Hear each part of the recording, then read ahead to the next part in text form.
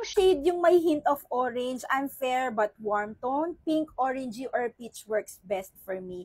Alam nyo, ako din mahilig ako sa mga orange, peachy shade. First on my list, itong bago nila. This one is N01. And look at that shade. Oh my gosh. X shade is a little bit darker. This one is their N03. Yes. This is perfect.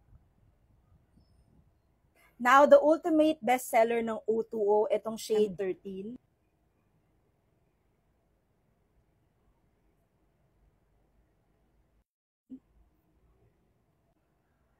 Next, itong kawaii nila. Ganda rin ito.